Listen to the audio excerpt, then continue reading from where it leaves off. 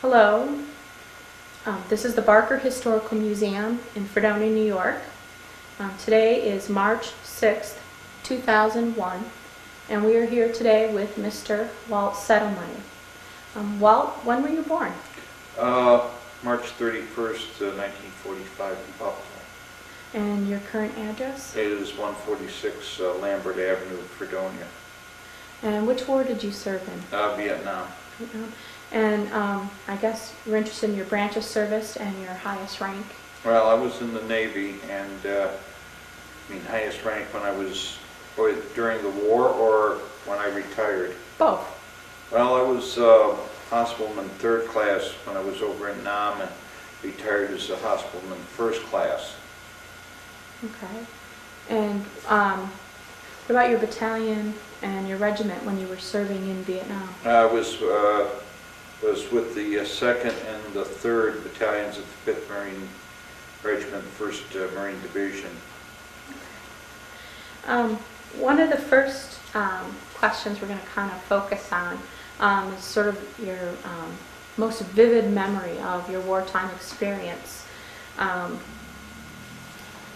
Anything that you can tell us about where you were stationed, any combat you've seen, anything that really sticks out in your mind from that Well, time? when I was over in Nam, it basically was at Chu Lai and Da Nang, all the way west to the, probably the Cambodian border, the Laotian border, whichever one it was. But I mean, we were all over that area. And to name, different villages all over the place. Some that were on the map, some that weren't. Some had names, others didn't, and so forth. What was it like there? Was it hot or cold? Or? Well, normally in the hot season it would get to be about 130 degrees during the day, and at night it would get down to about 70, but you'd have to have a couple wool blankets to stay warm because your blood was so thinned out by the heat that 70 degrees was cold. Oh, wow.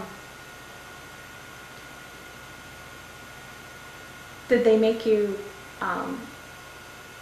march during the day? Did you do a lot of traveling when it was really hot, or did you try to mostly travel at night? Or? Well, it varied depending on what operation was going on. They used to have what they called S&D operations, search and destroy. So, you could be going any time of day or night. Generally at night you were going from point A to point B to start an operation at what we used to call Old Dark 30, which would generally we'd try to get there by 4:30, get set in, and then start our operation or whatever they had planned to do. How dangerous was it? It was dangerous. So, you had mines, punji pits. What are those? Those are holes in the ground where they used to have bamboo chutes driven into the ground, and they would cover them with mats, and then hide the mats, make it look like you were walking on dirt, and you'd step on the thing and then your foot would go in, and usually they had the tops of the bamboo, they would put excrement on the top so that you'd get poisoned. Eee. But that was bad enough, but they also had something called there were two others they had called the Malaysian Whip and the Malaysian Gate. Malaysian Whip, they would have like a pliable tree branch swung around with the punji pits through that. If you tripped the thing, it would go catch you. Malayan Gate was even worse. They'd have these like what we called hooches, It was the natives' houses were made of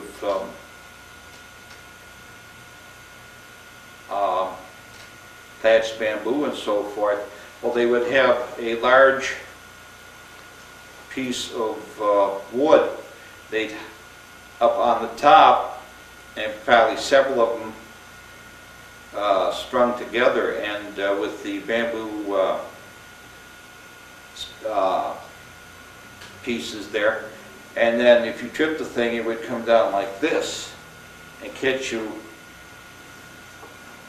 head to foot. How many of those were fatal? I mean, which one of those? Well, depending on what they hit when they came down. I don't recall, fortunately, I don't recall ever seeing them, but we were told about them, and they had them. So you never experienced any of those yourself? Not the whip or the gate, but we did see we had plenty of punji pits and so forth. Talking about that, we were on this one operation this one time, and we had been going through this one village several times over about a 2 to 3 week period, and we came through about the last day of the operation, I believe it was, and here in the middle of the road was a massive punji pit, which was not there the afternoon before.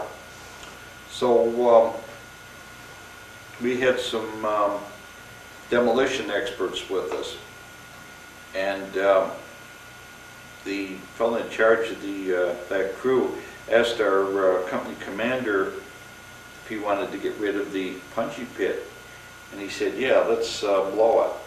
So the company commander, who was a Marine captain, asked the fellow in charge of the demolition expert, says, how much C4 do you have left?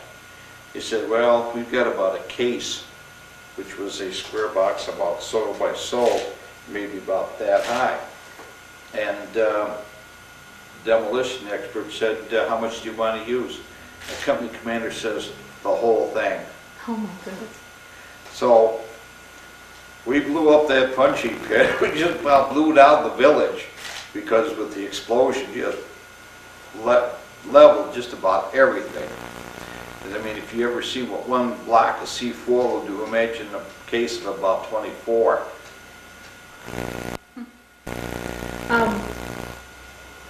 When you did something like that, did you let the villagers know, or did you just go ahead and? I mean, they must have done a lot of work to do that overnight. Well, we got as many villagers out from where they where we were going to blow that pit away, blow that C4, but we just about cleaned out, got all the personnel, the natives, out of the village. But before we did it, but it was a big explosion, that's for sure. Was that your most vivid memory? No. No. There are some that are a lot more vivid that I'd rather not go into. Okay. Are there any that you would like to share with us?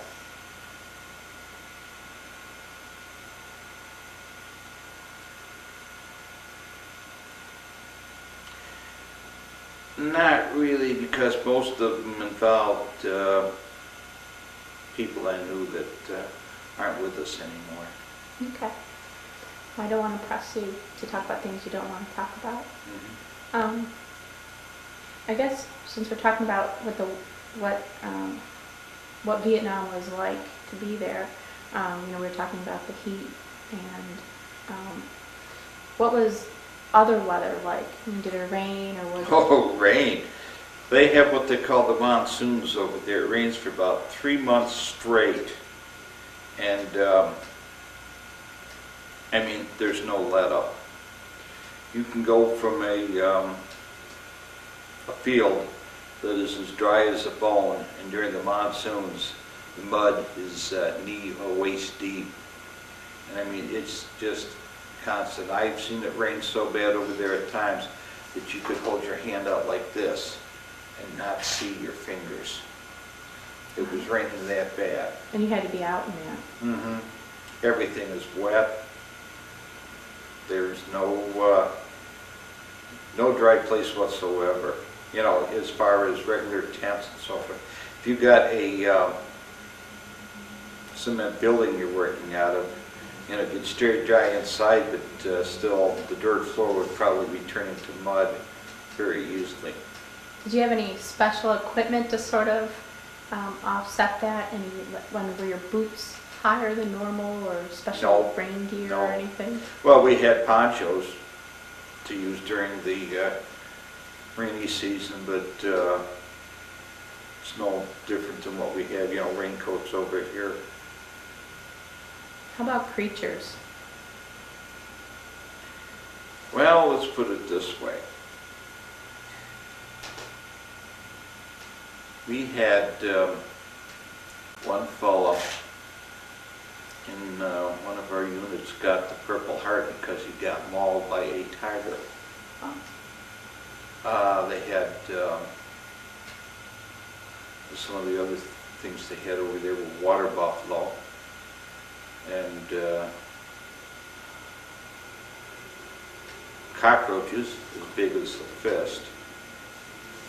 Yeah, there's a lot of... Snakes? Yeah, they had snakes over there. Did they seem to be more apparent like in the rainy seasons, or did you see them more often like when it was dry? I mean, were they... Well, probably. As far as the snakes go, I don't think that we, was any different any one season that we did see them. You know, they'd just be around when if you saw them. That was about it. Were there any concerns about finding snakes or spiders or the cockroaches or anything in your, near you, or, I mean, were they dangerous, any of them, or anything? Well, you had to take your general precautions about them, but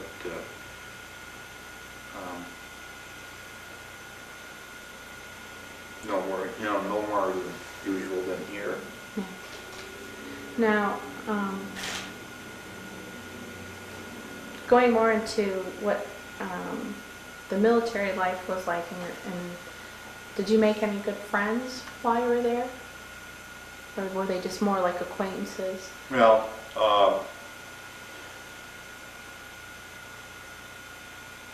everybody that you were with was your brother because you had to rely on them and they relied on you. It was like links in a chain, you might say. The unit was no stronger than the weakest link, but I mean,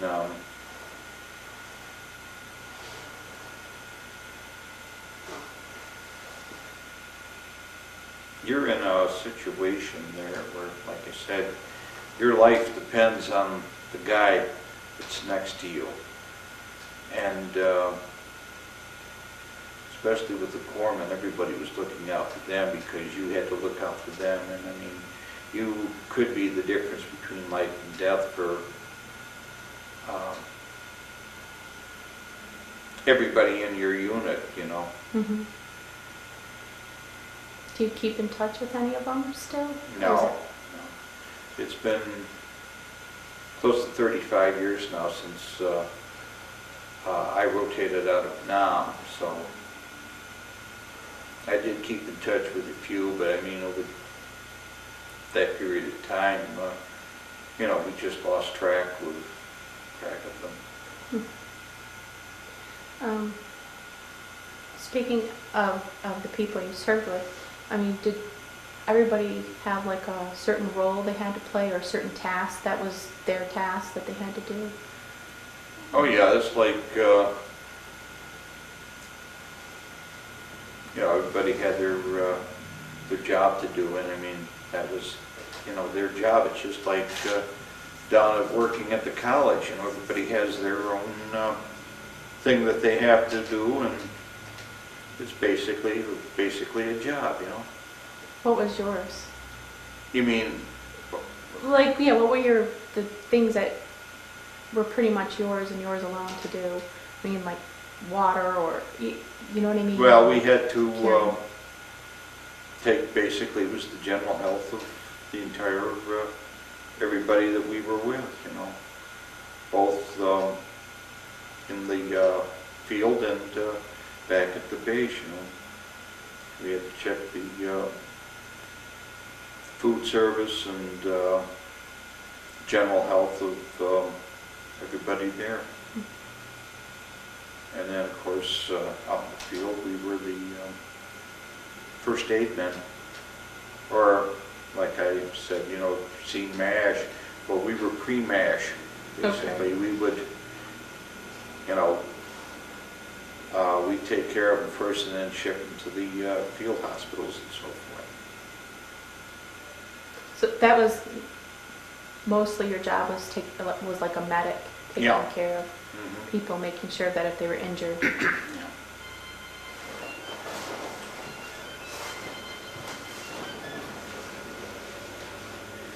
How about physical discomforts? I know we were talking about the rain and you said everything was wet. Yeah. Well, the heat.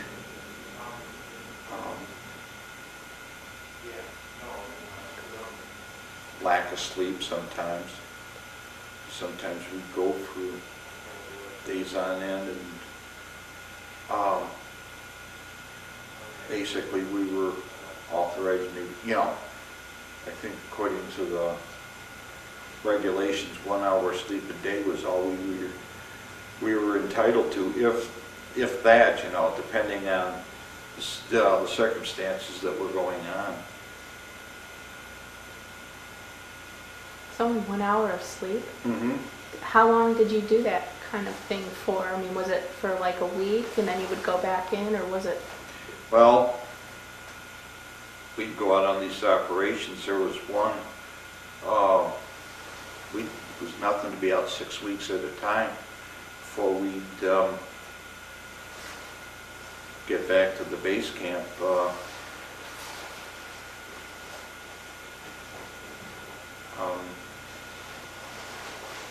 Of course, at the base camp they had makeshift showers, but shower for us was just jump in the nearest river sometimes, and that would be about it. How did that, I mean, did that have any sort of like physical or psychological effects by that lack of sleep and that lack of rest?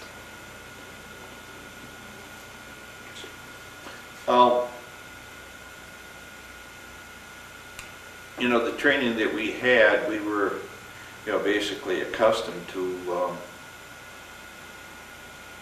that sort of thing, because, I mean, the unit went from, we originally started out at Camp Pendleton and then went to, by boat to Okinawa for about 3 months training before you know, the battalion even got to Nam. So, I mean, we had gone through a number of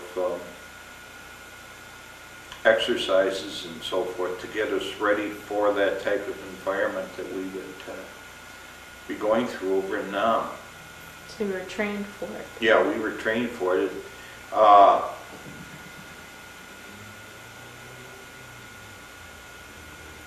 I mean, we knew what to expect, but it sometimes didn't make it any easier. If there were any sort of like good part of a day, what would that have been? Good parts of the day. Hot meals. You know, if you were back at base camp, because most of the time when you're out in the field, they have what they call C-rats, which is now the equivalent of the MREs that the military has. So, I mean, it's canned food, basically. And when I was over there, was 1966. And I recall one time, they used to come, these cans would come in a cardboard box about so by maybe that high. And I remember opening one, and here was a note from some woman dated sometime in 1944, but we had with surplus stuff that had been sitting around since World War II. And it was still It was still good. Because I mean, as long as the cans weren't damaged, the food was still good. We had, what's it, they had about 6 different types of main course. You had ham and eggs, lima beans,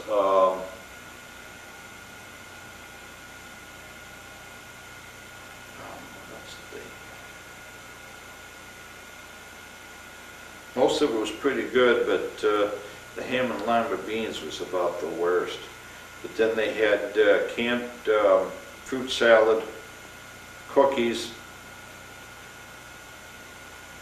and then there was a little accessory pack. They had plastic, plastic silverware, napkin, chewing gum, and stuff like that. You know, it's basically the same sort of stuff they had during World War II in Korea. There was still, you know, like I said, it was surplus from those wars that they had available, so they used it to get rid of it. You were talking about hot meals at the camp. How did those differ than the cans? The canned stuff. Well, it was a lot fresher, you know, but I mean, what you had in your, the cans was basically it. I mean, you could go back for seconds down at the, you know, when you're back at your base camp and so forth. Of course, we also had, they had a beer tent there too, which had been originally the dining hall, and then they built a bigger one because the first one was too small, so we were authorized 2 cans of beer a day, which would probably be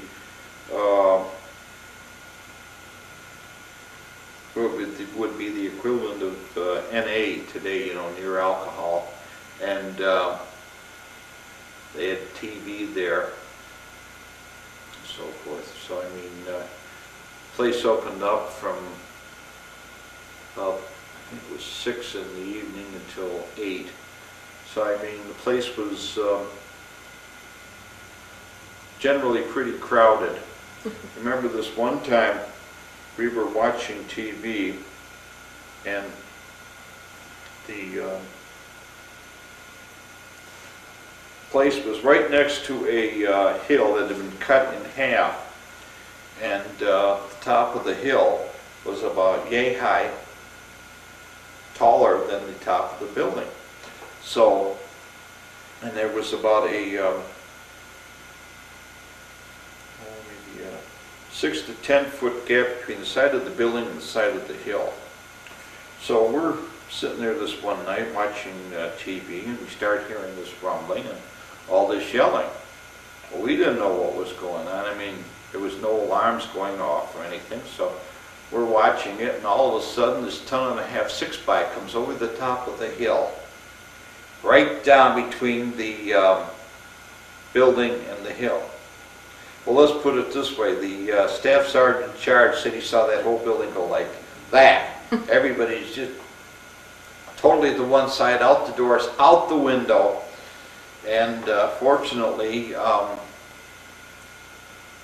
the fellow that had been driving the truck had turned the thing off, turned the ignition off before he jumped out. The brakes had failed on the thing, and there was no way that he could stop it, and all he did was just pray that the thing went the way it did rather than straight over and down right on top of the building. In fact, I think I still got some slides that I took the next day of that truck in between the building and the hill.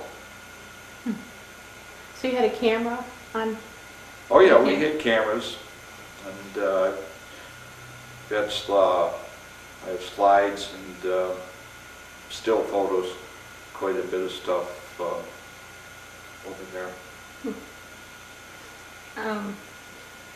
The kind of food that they served at the mess hall, did they serve mostly like American type foods? Or did Oh, they yeah, go it into was- like local cuisine? Well, if you wanted local cuisine, you could go to one of the local cafes and get the stuff, but and there were plenty of those, but usually the bases, they served the regular American food. But of course, the two big feasts that we had over there, one, was Thanksgiving, but the Marine Corps birthday, oh boy, they pulled out all the stops for that one. What would they do? Well, I mean, they had a special meal, a cake, ice cream. They went all out for it, much more so than they did for the regular ham and eggs at breakfast deal. You were talking about there was like a bar there, Well, a beer tent, a beer tent. or beer hall. So was there a lot of entertainment that went on there? You were talking about there was a TV. Was there music? Or? Yeah, we had music and TV, that was about it. And I'm always curious about of all the popular songs that were going on at the time, what were your favorites? My favorites? Yeah. Oh boy.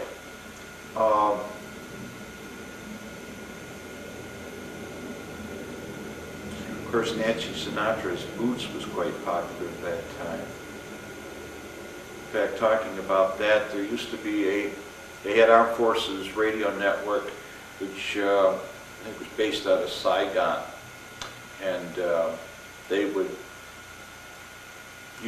catch it all over Vietnam. But from 4 till 6, every night they had a show called Night Train. It was all the popular songs going on. Excuse me. And when we were out in the field, we had guard duty, and every day, they would assemble, make up the watch list as to who had duty different hours during the night, and everybody would argue amongst themselves at each location as to who would have the 4 to 6 watch.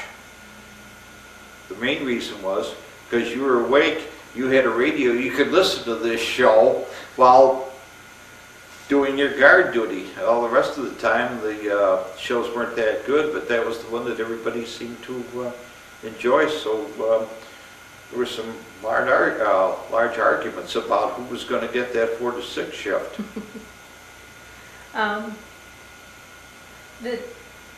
When you were at the base camp, did you still have to do your medical duties as well? Oh yeah, they had an infirmary there, and everybody had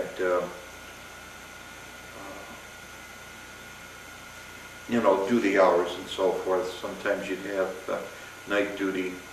You didn't have to stay awake, but you could be, you had to have somebody available so that in case somebody needed something, you could they'd wake you up and you could take care of them. Right. And then of course they had, sick call hours and so forth.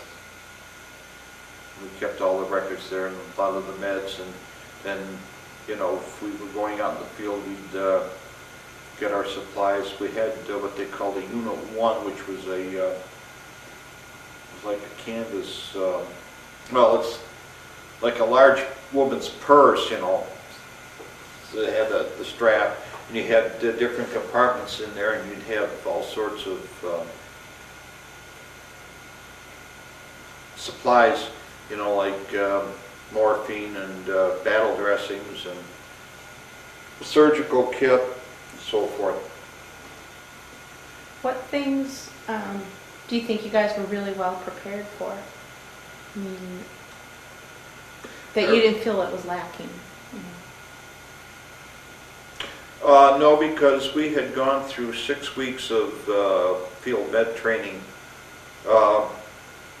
in Camp Pendleton before we were even assigned to the Marine units. And I mean, all of us were corpsmen, so I mean, we had gone through hospital corps school, which at the time was 16 weeks. And so this was just an advanced schooling, basically. And it was we had classes in field medical training, and then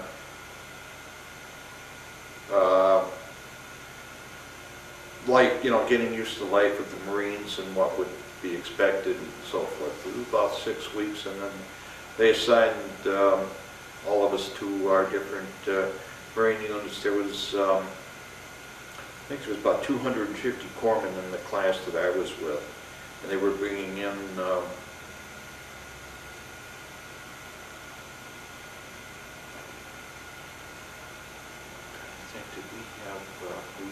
I think we were the only ones, and then when we left, they brought in another 250. Now, when you enlisted and you went off to this war, did you have a choice to go into the medical field, or? Well, yeah, you had your choice of any field that you wanted to go into. You could have been a corpsman, could have had an office job of some type, or or some job aboard ship and so forth. Why did you choose the medical end? Well, I had always been interested in it. My mother was a registered nurse, so You have I had a background in medical, but had I known what the way things were going to turn out, I think I'd have probably picked something else. Do you, this is probably a serious question, but do you think you were ever exposed to Agent Orange or anything else that has physically been carried with you since? No, because I checked into that, and when the Agent Orange warnings went out, and as far as I've been able to find out, I was out of there before they started using the stuff. But I do know people that weren't so fortunate, and I mean they got some serious medical problems now. I know a few too. I think before we go on to the next section, is there anything else you want to add about your lifestyle or the culture of the military life you had while you were there? Maybe something I didn't hit upon.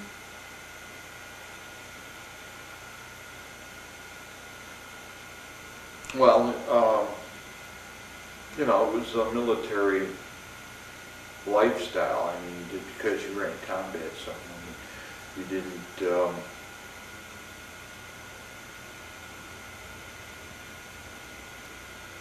drop all military decorum and so forth. Did you get letters from home? Oh yeah, we had mail call. Used to get mail just about every day at the base camp, and then we out the field whenever they could get it out to us. Because I mean, depending on the situation and when we were out in the field, sometimes we'd get it once or twice a week, or sometimes we wouldn't get anything for a couple of weeks. You were saying that you enlisted when you were 17. Mm-hmm. How much older were you when you first had combat, or when you first ran into combat?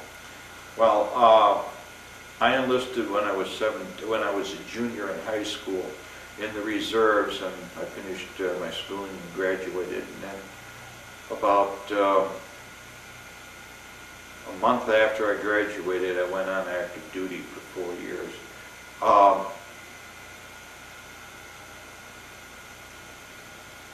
Now, what was the last part of your... Oh, I was just wondering how old were you when you ran into combat? Oh, when we went to Nam, I had turned 21, 4 days before we landed in Nam. And I was assigned to a Marine aviation group. We went to the Philippines for about 2.5 weeks for training, and they were, this unit was basically to call in airstrikes, and it was a ground forces aviation liaison, you might call it, to call in airstrikes and so forth. And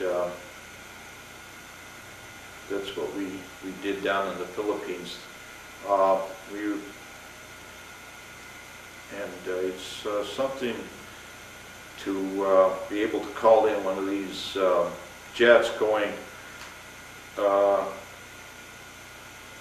extremely fast, and to call in an airstrike on a enemy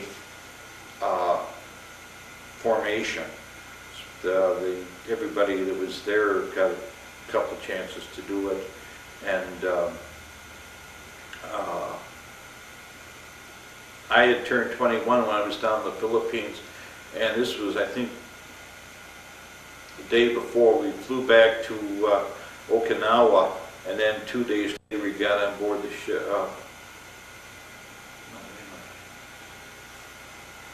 No, I think it was, we got back in the morning. That night we boarded the ships for a 3-day trip down to Nam, because we landed in Nam 3rd of April. So it was kind of, it was a hectic few days there. In fact,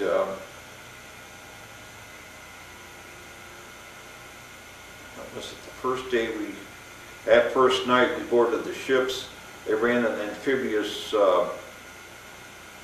invasion with most of the unit to, they had boats that they ran him in as a amphibious landing exercise, and the unit I was with, we stayed on board because they needed somebody to, they didn't have enough equipment to run everybody in on this exercise. So our company got to stay behind, so we're playing cards about 8:30 this night, and all of a sudden the whole ship starts shaking, and everybody starts running around like chickens with their heads cut off.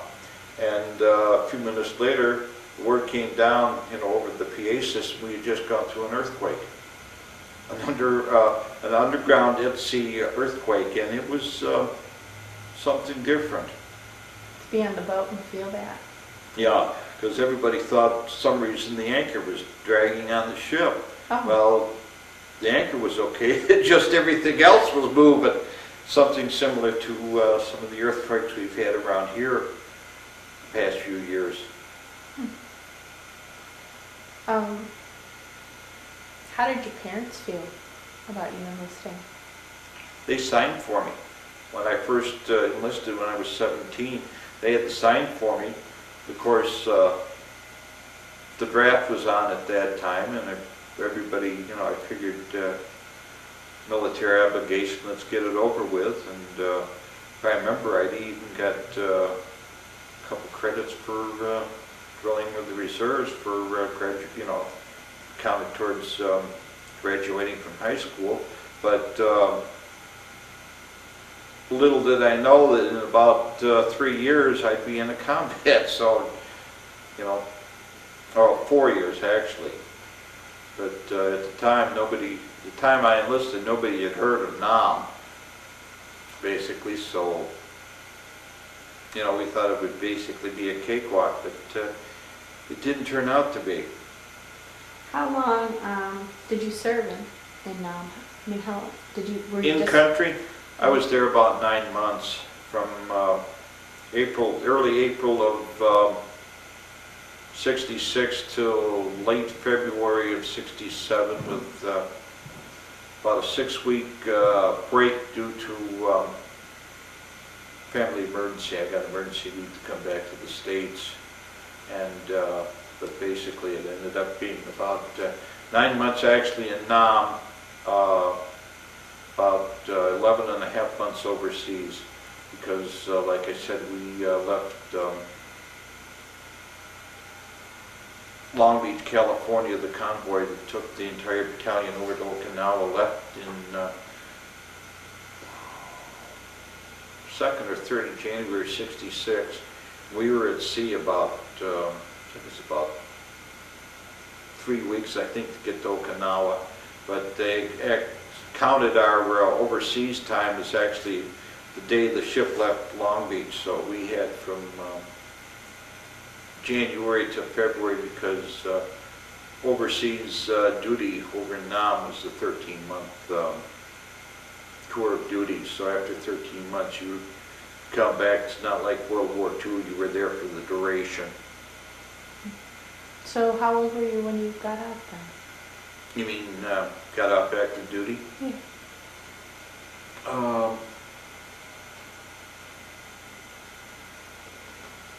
22. Because after I rotated back from Nam, I got a month's leave and then had to go serve on a guided missile cruiser out of San Diego for from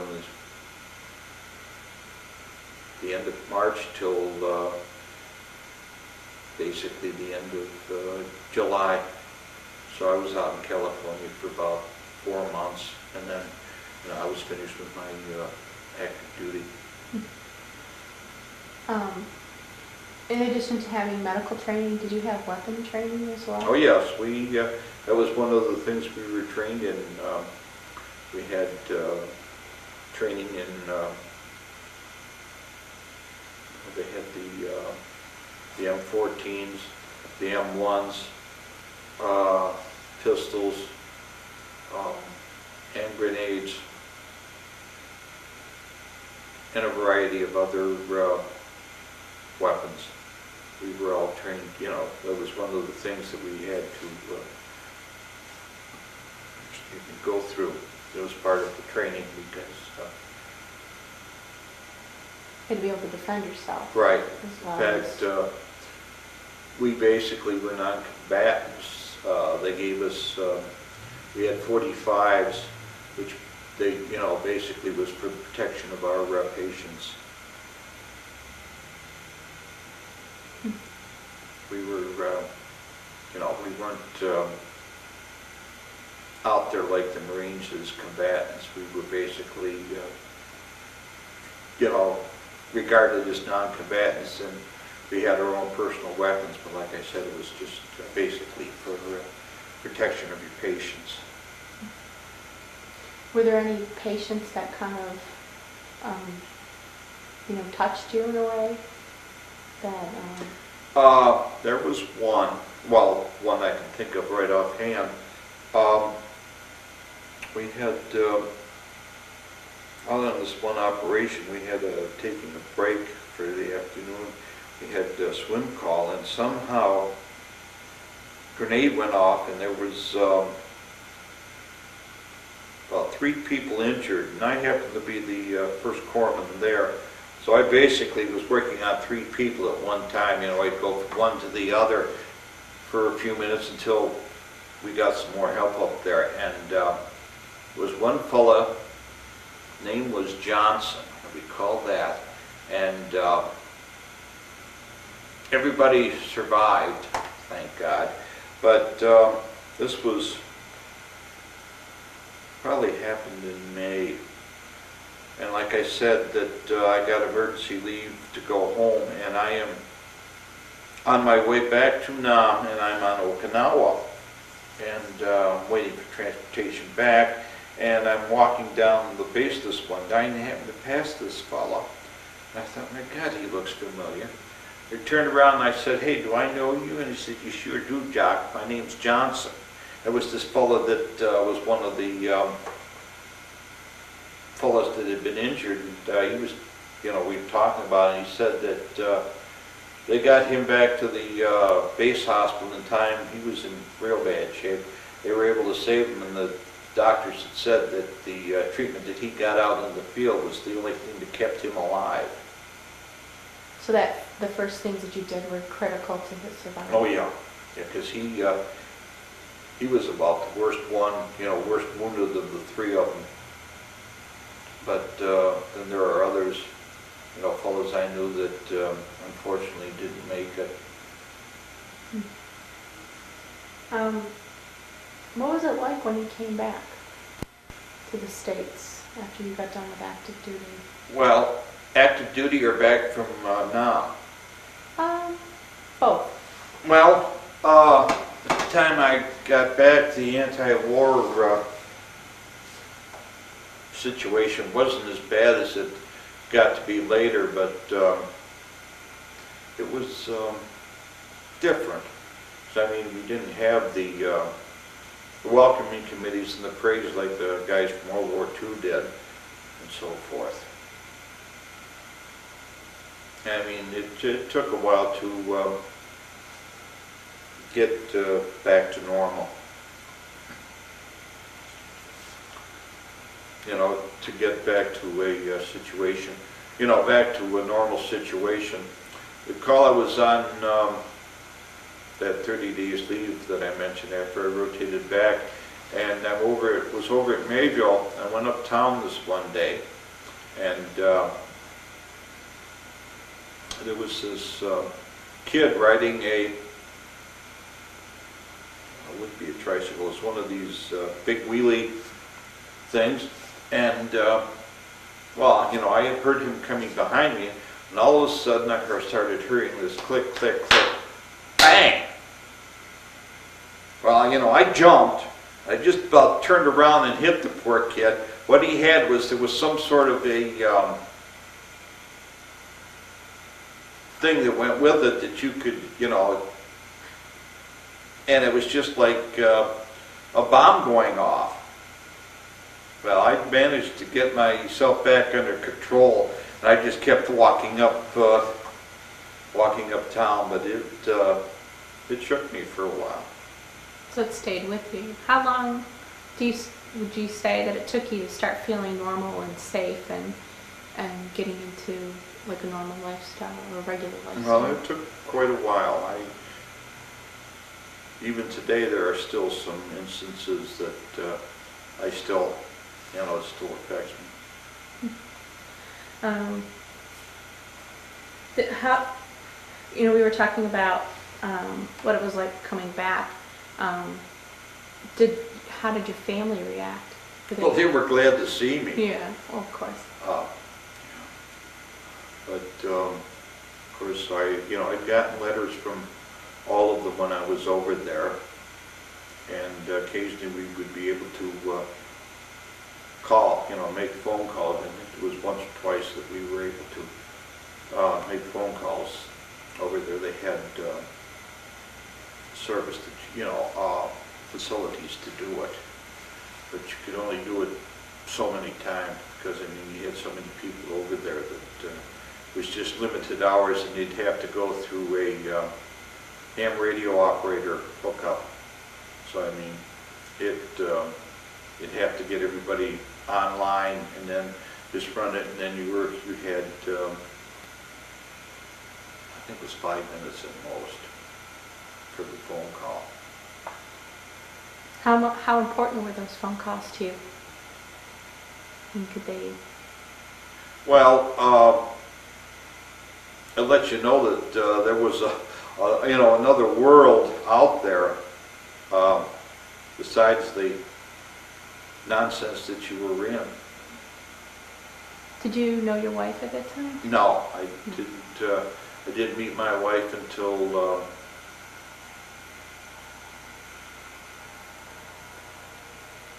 several years after I got out of the service, because when I got off active duty, I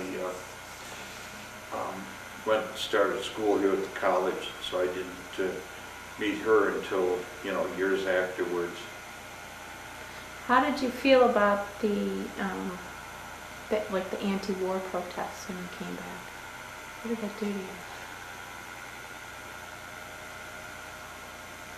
Chris, with all due respect, don't get me started. Okay, I won't. No. So because granted, they had the right to do it, but I mean, I lost a lot of good friends over there, and these people are saying basically they died for nothing, and I disagree wholeheartedly. Okay. What kind of life lessons, did you take any life lessons with you from this experience, you know? Well, one thing, you could be here 1 minute and gone the next. There's a saw enough with that, because I mean, you never know. Once your ticket is punched, that's it. And I mean, I came, like I had mentioned earlier, I came that close to not coming back. We were out on this operation this one time, and we're walking down this path, and this colored staff sergeant behind me said, "Doc, don't put your foot down." And I mean, I'm about that far from coming down with my right foot. He spotted the pin from a landmine. Oh my goodness. And we backed up, and sure enough, it was a good sized one, and had I stepped on it, that would have probably been it. So, in addition to all the other things we're talking about, you had to be careful of landmines. Oh yeah, you had to be careful, because you had landmines. They had other things called bouncing betties. They were sort of an S-shaped landmine that you'd step on, and it wouldn't explode right away. It would bounce up till it was about waist high, and then explode. Ooh. Yeah. Sounds scary. Yeah. And I mean, you had to be careful all the time, because you never knew what they were apt to come up with. So, what was like the main emotion you felt when you were there? Was it fear, or? Oh yeah. That was the big fear. one? Because I mean, you never know what was going to happen, and your main objective, basically, every day, was to be 1 day older, and then get the H out of there. I don't blame you. Were there any other life lessons besides valuing your life? Well, comradeship of all your, with all the fellows, people you were with. Just like I said before, their life was in their hands, just the same as their lives were in yours. You were out to look out for your buddy. What percentage do you think of men came back from Vietnam like you? I mean, you came back not physically harmed in any way. You didn't have any injuries. Well, was that the norm, or was that? No, if I remember right, they say there were approximately 3 million men served, well, not men, 3 million people served in the military over in Nam. And of course, unfortunately, there's 58,000 of them didn't come back. And right offhand, I can't remember what the figure is per injured. There's still 22 or 2,400 MIAs still. And so I would say that the vast majority came back physically unharmed, but how many of them still have mental problems? Right. Probably all of them, one way or another.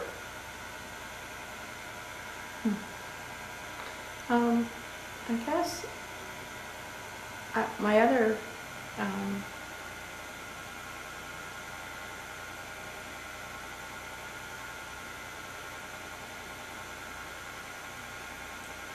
question was, how has this impacted your life? I mean, how do you think if you hadn't done this, you would have turned out differently, or you would have done different things? Most likely I would have done different things, because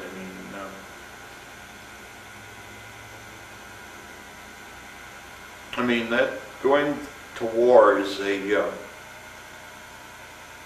totally situation than a normal, you know, because you always have that at the back of your mind, you know, because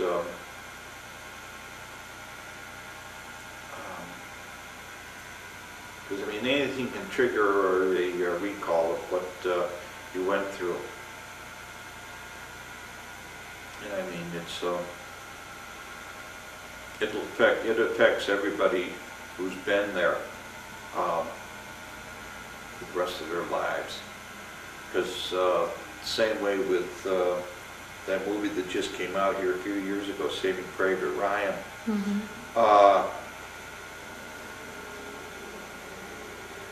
That they showed it to a lot of World War II vets, and a lot of them just couldn't take it. It was so realistic. I saw it here finally several weeks ago, and I mean, it took me about 4 or 5 days to get through it, because I mean, I'd watch part of it, and then I'd have to stop. It just couldn't take anymore. So like movies like Good Morning Vietnam or Hamburger Hill and those, did they Well, bother you as much? Well, Good Morning Vietnam is totally different than Saving Private Ryan or the original All Quiet on the Western Front, mm-hmm. so forth. I mean, there are war movies and then there are war movies, but Good Morning Vietnam basically is, you know, the story about Adrian Kroner, mm-hmm. who was a DJ down in Vietnam, and there is some of the war in that movie, but not as much as in others like Saving Private Ryan or All Quiet on the Western Front, or some of the others like Platoon and so forth. Depends on how much violence they put into the war movie. If you had anything that you could tell future generations, there's been, at least in the States, such a period of, not denouncing the Gulf War, but that was an incredibly short war. There's been such a state of peace. We haven't had any major wars in a while. So I think a lot of kids don't know veterans, or don't have veterans in their lives. What would you say to them? What would you tell them? What would you want them to know? Well, they should know what's gone on. You know, what the veterans have done for this country, but also another thing that they should probably learn is if